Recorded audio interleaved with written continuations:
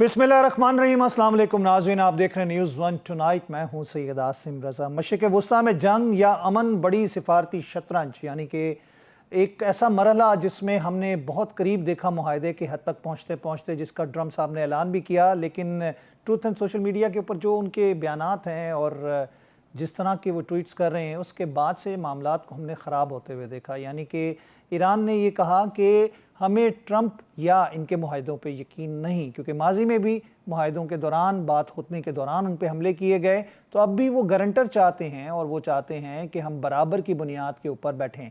कल ट्रंप साहब ने बयान दिया कि जी, पहले उन्होंने कहा था कि मैं एक सिविलाइजेशन मुकम्मल ख़त्म करने जा रहा हूँ, और इंडिया ऐसे ही लग रहा था जैसे न्यूक्लियर टैक्टिकल वेपन इस्तेमाल करने की बात की जा रही है। लेकिन कल एक सहाफ़ी के सवाल पे उन्होंने कहा, सच अ स्टूपिड क्वेश्चन, हम न्यूक्लियर क्यों इस्तेमाल करेंगे जब हमारी कन्वेंशनली वॉर में हमारी फ़ौज ने इतना मार दिया उनको और इतना नुकसान उठा के हम जीत रहे हैं जंग, तो हम ये न्यूक्लियर क्यों इस्तेमाल करेंगे। और न्यूक्लियर मैं किसी को इस्तेमाल करने की इजाज़त भी नहीं देता, ये ठीक चीज़ नहीं है।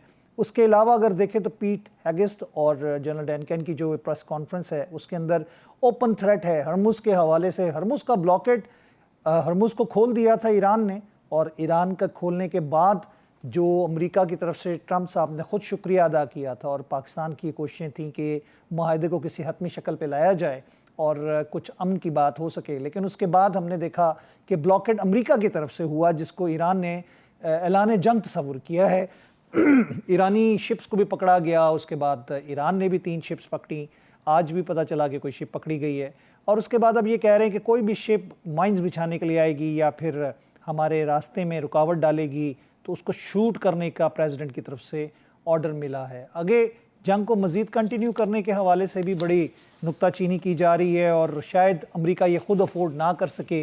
सर्वे रिपोर्ट ये आ रही है कि अमेरिका के पास अब असला गोला बारूद के लिए इतने ज़खायर नहीं है कि वो कोई बड़ी जंग लड़ सके, कि या किसी बड़े मुल्क के साथ जंग लड़ सके।